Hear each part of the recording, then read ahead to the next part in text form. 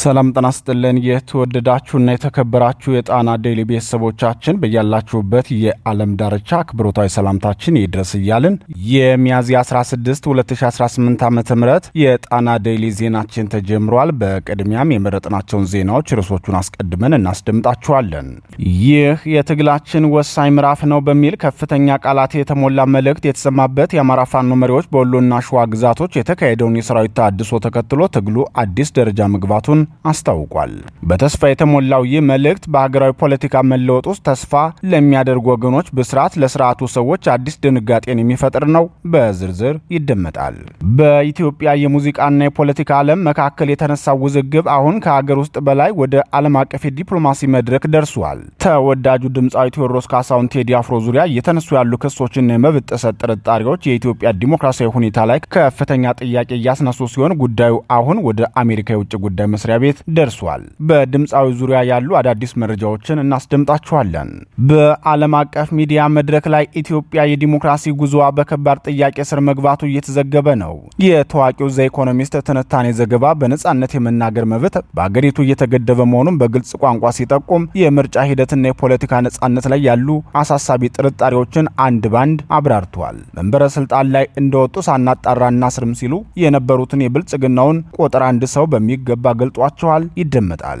የወልቃይት ጠገዴ ሰቲት ሁመራ ዞን አስተዳደር ሂውማን ራይትስ ዎች በቅርቡ በአካባቢው ሁኔታ ላይ ያወጣውን ሪፖርት በጥልቅ በመቃወም ይፋዊ መግለጫ አውጥቷል። ሪፖርቱን ለፖለቲካዊ ወገንተኝነት የተጋለጠ ሲል በመግለጽ በአካባቢው ላይ እውነታውን የማይወክል መሆኑን አስታውቋል። በዝርዝር የተመለከትነው ዘገባችን ነው። የተወደዳችሁና የተከበራችሁ የጣና ዴይሊ ቤተሰቦች እነዚህንና ሌሎች ዜናዎችን ይዘናል። እስከ ዜናዎቻችን ፍጻሜ ድረስ አብራችሁን እንድትቆዩ በአክብሮት እየጋበዝን ወደ ዝርዝር ዜናዎቹ እናልፋለን።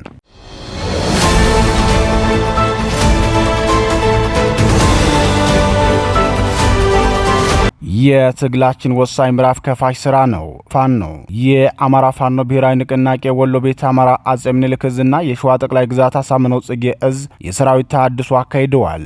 የተሃድሶ መርሃ ግብሩ በተካሄደበት ወቅት የተገኙት የዙ መሪዎች ይህ ወቅት ማለት የትግላችን ወሳኝ ምዕራፍ ነው፣ ይህን ወሳኝ ምዕራፍ በሚገባ የሚገልጸው ደግሞ የሰራዊታችን ተሃድሶና የትግል ቃል ኪዳን ነው ብለዋል።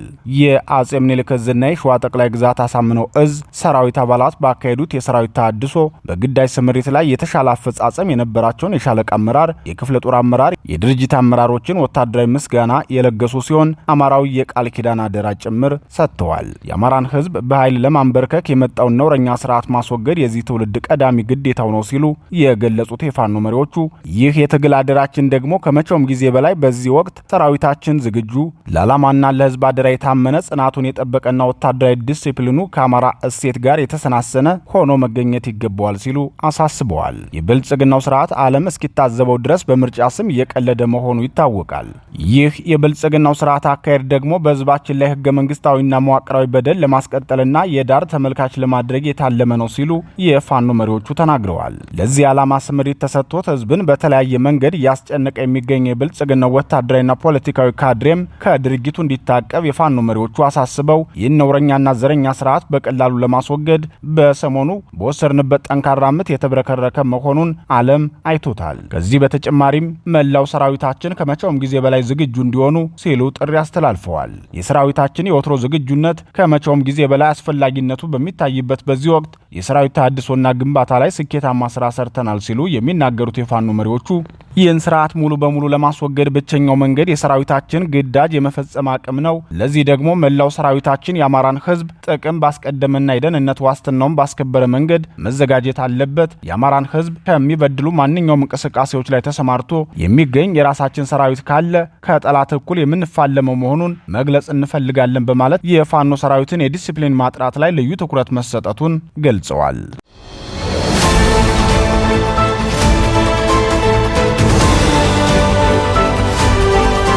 የቴዲ ጉዳይ በአሜሪካ ውጭ ጉዳይ መስሪያ ቤት የብልጽግናው ስርዓት ድምፃዊ ቴዎድሮስ ካሳሁን ቴዲ አፍሮ ስድስተኛ አልበሙን ለህዝብ ካቀረበ በኋላ በድምፃዊው ላይ የተለያዩ አፈናዎችና ማሳደዶች ሲፈጽም ቆይቷል። ከስብና ገደላ የሚዲያ ዘመቻ ጀምሮ እስከ ወንጀል ድርጊት የሚደርስ ዛቻ ያደረሰበት ሲሆን የቅርብ የሙያ አጋሮቹንም በተለያየ ምክንያት ማሰሩ ይታወቃል። ትናንት ደግሞ ሲኤምሲ ሚካኤል አካባቢ የሚገኘውን የድምፃዊውን አቡጊዳ 1 እና አቡጊዳ 2 የሚሰኙ ስቱዲዮዎችን በፌዴራል ፖሊስ በራቸው በመስበር በመስበር በውስጡ የሚገኙ ንብረቶችን፣ አእምሯዊ ሀብቶችንና የተለያዩ ቁሳቁሶችን ዘርፎ ወስዷል። ይህን ድርጊት መፈጸሙን ተከትሎ በመላው ዓለም የሚገኙ ኢትዮጵያውያን ቁጣቸውን የገለጹ ሲሆን 16 ማህበራት ደግሞ የድርጊቱን አሳሳቢነት አስመልክተው ለማርኮ ሩቢዮ ደብዳቤ ጽፈዋል። የአሜሪካ የኢትዮጵያ የሕዝብ ጉዳዮች ኮሚቴን ኤፓክን ጨምሮ 16 የኢትዮጵያ አሜሪካውያን የዲያስፖራ ተቋማት በተወዳጁ ድምፃዊ ቴዎድሮስ ካሳሁን ቴዲ አፍሮ ላይ እየደረሰ ያለውን ጫናና በኢትዮጵያ እየተባባሰ የመጣውን ሐሳብን በነጻነት የመግለጽ መብት አፈና አስመልክቶ ለአሜሪካ ውጭ ጉዳይ ሚኒስትር ማርኮ ሩቢዮ ባቀረቡት የትኩረት ደብዳቤ የፌዴራል ጸጥታ ኃይሎች በምሽት የድምፃዊውን መኖሪያ ቤት በመግባት በእሱና በቤተሰቡ ላይ ወከባና ማስፈራሪያ ፈጽመዋል ሲል ይገልጻል። ከእስካሁኖቹ የኢትዮጵያውያን ደብዳቤዎች ሁሉ በተለየ መልኩ ትኩረት የሰጠው ይህ ደብዳቤ በኢትዮጵያውያን የአንድነት ንቅናቄ ሊቀመንበር በዶክተር ባደገ ብሻው ተፈርሞ የወጣ ነው። ይህን ደብዳቤ ሌሎች 15 ታላላቅ ተቋማት ደግፈውት የወጣ ሲሆን በዚህ ደብዳቤ ላይ የብልጽግናው ፌዴራል ፖሊስ በምሽት በድምፃዊ ቴዲ አፍሮ መኖሪያ ቤት በመግባት በሱና በቤተሰቡ ላይ ወከባና ማስፈራሪያ መፈጸማቸው ተገልጿል። ከዚህ በተጨማሪም የድምፃዊው ቃል አቀባይና ምክትል ማናጀር ወይዘሮ መሐሌት ሰለሞን መታሰራቸው እንዲሁም በአዲስ አበባ ወጣቶች የቴዲ አፍሮን ሙዚቃዎች በማዳመጣቸውና በማጋራታቸው ብቻ መታሰራቸው እጅግ አሳሳቢ ክስተት መሆኑን ደብዳቤው አብራርቷል። የአሜሪካ እሴቶች ከሆኑት መካከል ሐሳብን በነጻነት የመግለጽ ዲሞክራሲያዊ ልምምድ በኢትዮጵያ በእጅጉ አደጋ ላይ ወድቋል በማለትም የብልጽግናውን ስርዓት ነውሮች ለአሜሪካ ውጭ ጉዳይ ሚኒስትር አስታውቀዋል። እነዚህ ተከታታይ እርምጃዎች የጥበብ ነጻነትንና የዜጎችን ማህበራዊ ምህዳር በእጅጉ የሚያጠቡ መሆናቸውን ተቋማቱ በአጽንኦት ገልጸው ቴዲ አፍሮ በኢትዮጵያ ውስጥ በሚሊዮኖች ለሚቆጠሩ ዜጎችና ለመላው ዲያስፖራ ትልቅ ተጽዕኖ ፈጣሪ የጥበብ ሰው እንደመሆኑ በእርሱ በስራ አጋሮቹና በአድናቂዎቹ ላይ እየተወሰደ ያለው እርምጃ ሀገሪቱ ውስጥ እያደገ የመጣውን የፖለቲካና የዜጎች መብት አፈና ቁልጭ አድርጎ የሚያሳይ ነው ሲሉ ማህበራቱ ገልጸዋል። ኤፓክና አጋር የዲያስፖራ ተቋማቱ የአሜሪካ የውጭ ጉዳይ ሚኒስትር በቴዲ አፍሮና በሌሎችም አደጋ ላይ ባሉ ግለሰቦች ዙሪያ ያለውን ሁኔታ በቅርበት እንዲከታተል የጠየቁ ሲሆን በተጨማሪም የአሜሪካ መንግስት ከኦህዴድ ብልጽግና ባለስልጣናት ጋር በመነጋገር ሐሳብን በነጻነት የመግለጽ መብት እንዲከበር እንዲሁም የጥበብ ሰዎች፣ አንቂዎችና ነጻ ድምጾች ከወከባና ከበቀል እርምጃ እንዲጠበቁ ዓለም አቀፍ የሰብአዊ መብት ድንጋጌዎችን መሰረት ያደረገ ጠንካራ ግፊት እንዲያደርግ በአክብሮት ጠይቀዋል። በሌሎች ሀገሮችም የኢትዮጵያውያን ንቅናቄ እየተነሳ መሆኑን የገለጹት የጣና ቴሌቪዥን ምንጮች በቀጣይም በአውሮፓ ህብረት፣ በእንግሊዝ ፓርላማ፣ በተባበሩት መንግስታት ድርጅትና ሌሎች ዲፕሎማሲያዊና ኢኮኖሚያዊ ተጽዕኖ ፈጣሪ ተቋማት በኩልም ተመሳሳዩ ግፊት እንደሚካሄድ ምንጮቻችን አረጋግጠዋል።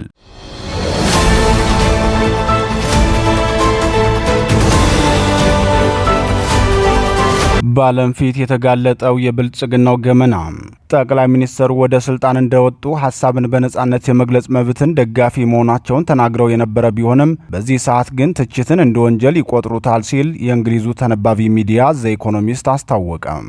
የእንግሊዙ ሚዲያ አብይ አህመድ ኢዝ ትሩ ቴሊንግ ፍሪ ኤክስፕሬሽን ኢን ኢትዮጵያ አብይ አህመድ ሐሳብን የመግለጽ ነጻነትን እያፈኑ ነው በሚል ርዕስ ባስነበበው የትንታኔ ዘገባው የብልጽግናው ሊቀመንበር ስልጣን በያዙበት የመጀመሪያዎቹ ወራት በህወሓት ኢህአዴግ ስልጣን ዘመን ታስረው የነበሩ ፖለቲከኞችን፣ ጋዜጠኞችንና ምሁራንን ከእስር በመፍታት የታገዱ ሚዲያዎችን በመክፈትና የተሳደዱ ፖለቲከኞችንም ወደ አገራቸው እንዲገቡ በማድረግ የዲሞክራሲ ልምምድን የተላበሱ መስለው ታይተው ነበር። ይህ ተግባራቸውም የብዙዎችን ቀልብ ስቦ ነበር ሲል ይገልጻል። ያ ክስተት ከተፈጠረ ከ8 ዓመት በኋላ በኢትዮጵያ ለሁለተኛ ጊዜ ምርጫ ሊካሄድ የቀናት ዕድሜ እንደቀረው ዘ ኢኮኖሚስት ገልጾ የምርጫው ጉዳይ ከሂደቱ ጀምሮ ሳንካ እንደበዛበትም ትዝብቱን ይገልጻል። ሚዲያው ትንታኔውን ሲቀጥልም ምንም እንኳን ጠቅላይ ሚኒስትሩ በኢትዮጵያ ታሪክ ባልተለመደ መልኩ ዲሞክራሲያዊ ምርጫ እናካሄዳለን ብለው ቢናገሩም ሁኔታው ግን ተቃራኒውን ይመስላል ብሎታል። የብልጽግናው ሊቀመንበር ወደ መንበረ ስልጣን በወጡበት ሰሞን ተናግረዋቸው እንደጉም ከተነኑ ዲስኩሮች ውስጥ ሳናጣራ እናስርም የሚለው የብዙዎች አእምሮ ላይ የማይጠፋ ንግግር መሆኑን የሚያስታውሱት የፖለቲካ ተንታኞች ከተወሰነ ጊዜ በኋላ ግን የሀገሪቱ ነባራዊ ሁኔታ ሊቀመንበሩ ከተናገሩት በተቃራኒ ሆኖ ዜጎች መንቀሳቀስ የማይችሉባት፣ ያለ ምክንያት እየታፈሱ የሚታጎሩባት፣ በግፍና በጅምላ መታሰር የተለመደባት፣ የታሰሩ ዜጎች ፍርድ ቤት የማይቀርቡባት፣ ታፍነው ተወስደው ከዓመት በላይ የት እንደደረሱ የማይታወቅባት፣ የታሰሩ ዜጎች ቤተሰቦቻቸው እንዳይጠይቋቸው ሐኪምና የሕግ ባለሙያ እንዲሁም የሃይማኖት መሪዎች እንዲያዩዋቸው ያልተደረገበት፣ የብልጽግናው ሊቀመንበር እንኳን በአመራርነታቸው ባለባበሳቸው እንኳ መተቸት ወንጀል የሆነባት፣ በአጠቃላይ ኢትዮጵያ ከጦርነቱና ከኑሮ ውድነቱ ጋር ተዳምሮ አፈናው ሲታከልበት የምድር ሲወል ሆናለች ሲሉ ይናገራሉ። የብልጽግናው ሊቀመንበር ትችትን እንደሚፈሩ በአንደበታቸው ፓርላማ ላይ ሲናገሩ እኔን በግል መስደብ አይቻልም ብለው መዛታቸው አይዘነጋም። እውነት ነው፣ ሰውን በምንም መንገድ መስደብ አይቻልም፣ ወንጀል ነው። ነገር ግን በብልጽግናው ሊቀመንበር የቃላት ትርጓሜ አሰራርና አመራራቸውን መተቸት እንደ መስደብ የሚያስቆጥር ነው። ቀደም ሲል እንደገለጽነው የብልጽግናው ሊቀመንበር በስልጣን ዘመናቸው መጀመሪያ አካባቢ ብዙ የታሰሩ ጋዜጠኞችን በመፍታት እና የሚዲያ እገዳዎችን በማንሳት ከፍተኛ ስም አግኝተው እንደነበር የሚገልጸው የእንግሊዙ ሚዲያ ነገር ግን ከጊዜ ጋር ሁኔታው መቀየሩን ይገልጻል። ቀጣዩ ምርጫ አሳሳቢና የዲሞክራሲ ባህልን ሙሉ በሙሉ የሚያጠፋ መሆኑን ዘ ኢኮኖሚስት ገልጾ የሁኔታውን አሳሳቢነት ትኩረት እንዲሰጠው አሳስቧል። ሚዲያው በዚህ ጉዳይ ሀሳቡን ሲያጠናክርም ብዙ የተቃዋሚ ፓርቲ መሪዎች ወይ ታስረዋል ወይም ወደ ውጭ ሀገር ተሰደዋል፣ አንዳንድ ፓርቲዎችም ተከልክለዋል ወይም ተገደቡ ተብለዋል በማለት የሁኔታውን አሳሳቢነት አስታውቋል። በርካታ ጋዜጠኞች ከስራ ቦታቸው ላይ እንዳሉ ታፍነው መሰወራቸው፣ ያለ ፍርድ ለዓመታት መታሰራቸውና ከ50 በላይ ጋዜጠኞችን ባለፉት 4 ዓመታት ብቻ መሰደዳቸውን የጠቀሰው ዘ ኢኮኖሚስት የሀገሪቱን ያፈና ስርዓት አስከፊነት ለዓለም አጋልጧል። በኢትዮጵያ የዲሞክራሲ ሂደት ላይ ጥርጣሬ እያስነሳ መሆኑ ተጠቁሟል ሲል የኢትዮጵያን ተጨባጭ ሁኔታ ገልጾታል። ይህን የዘ ኢኮኖሚስት ዘገባ የተከታተሉ የፖለቲካ ተንታኞች አስተያየታቸው ለጣና ዴይሊ ሲገልጹም የስርዓቱ ነውር ዓለም አቀፍ ትኩረት እየሳበ ነው። ይህ ከመሆኑ በፊት ስርዓቱ እንዲስተካከልና የህዝብን ድምፅ እንዲሰማ ነበር የተመከረው። ሆኖም የስርዓቱ መሪዎች በእንቢታቸው በመጽናታቸው ወንጀላቸውና ጥፋታቸው በዓለም ፊት እየተጋለጠ ይቀጥላል ሲሉ ተናግረዋል።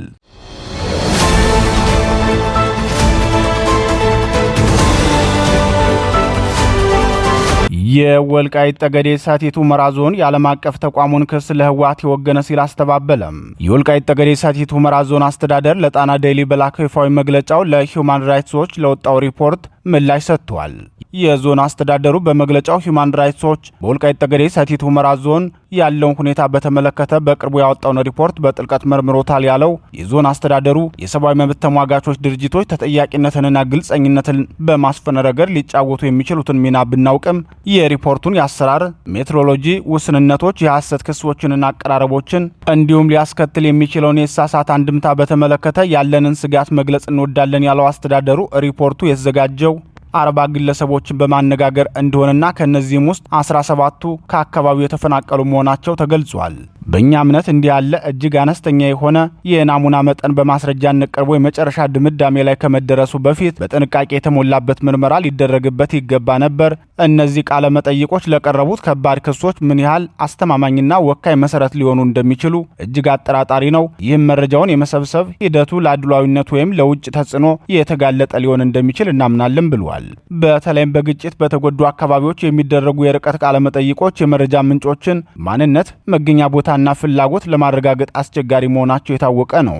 የአፍሪካ ቀንድ ከፍተኛ የሆነ የኢንፎርሜሽን ጦርነት ተለዋዋጭነት የሚታይበት ቀጠና በመሆኑ የተወሰኑ የመረጃ ምንጮች የአካባቢው ማህበረሰብ እውነተኛ አመለካከት ከማንጸባረቅ ይልቅ ከተደራጁ የጥቅምና የወገንተኛ ቡድኖች በተለይም ከህዝባዊ ወያነ ሓርነት ትግራይ ህወሓት ጋር ግንኙነት ሊኖራቸው ይችላል ብሎ ለማሰብ የሚያስችል በቂ መሰረት አለን ያለው የዞኑ አስተዳደር ሪፖርቱ አካባቢውን አወዛጋቢው የምዕራብ ትግራይ ሲል ይጠራዋል። አስተዳደራችን የስያሜ የወልቃይት ጠገዴ ሰቲት ሁመራ ዞን ማህበረሰባችን የቆየ ታሪካዊና ህገ መንግስታዊ ጥያቄ እንደማያንጸባርቅ ለማሳሰብ ይወዳል። በፕሪቶሪያ የሰላም ስምምነት መሰረት አካባቢው አወዛጋቢ አካባቢ ተብሎ የተጠቀሰ ሲሆን ወገናችን ይህንን ስያሜ የሚያከብረው ግዛቱ በእውነት አወዛጋቢ ስለሆነ ሳይሆን ከቀጣይ ግጭት ይልቅ ለሰላምና ለገንቢ ውይይት ቅድሚያ ለመስጠት ባለን ቁርጠኝነት ነው። አካባቢው የኢፌዴሪ ህገ መንግስት ከመጽደቁ በፊት በ1983 ዓ.ም በወቅቱ በህወሓት ታጣቂ በኃይልና በህገወጥ መንገድ ወደ ትግራይ ክልል እንዲካለል መደረጉም ሊታወስና ሊሰመርበት ይገባል ሲል አስተባብሏል።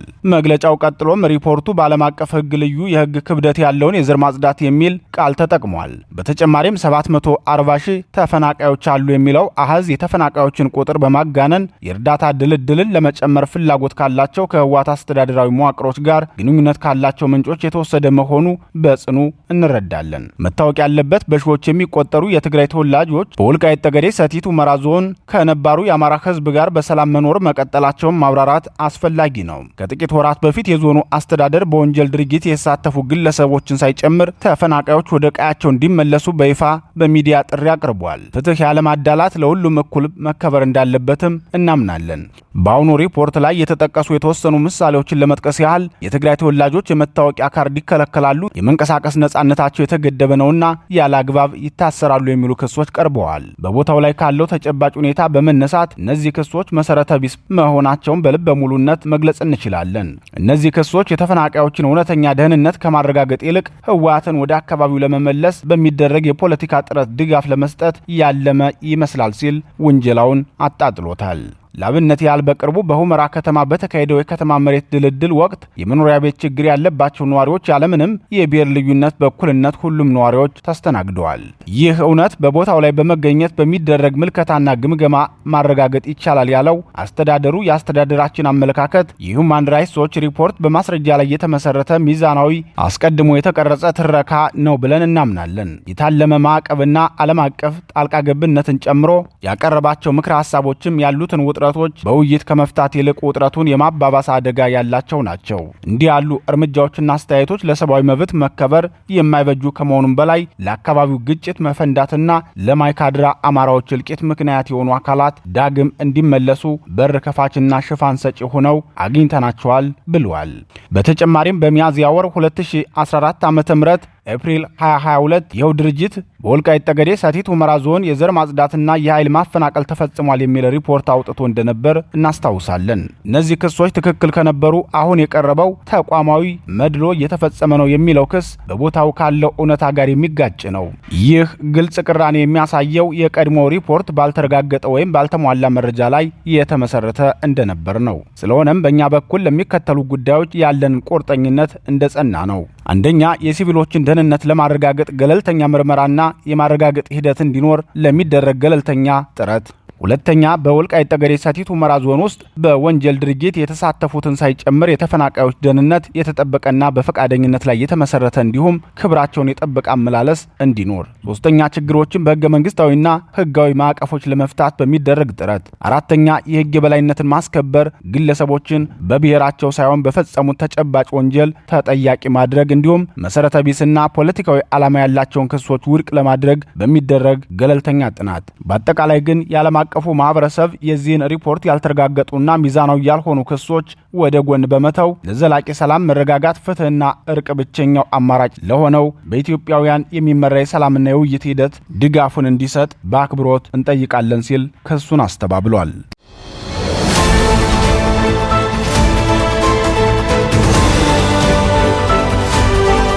የተወደዳችሁና የተከበራችሁ የጣና ዴሊ ቤተሰቦች ዜናችን የተከታተላችሁትን ይመስል ነበር። ተሰናበትናችሁ። ጤና ይስጥልን።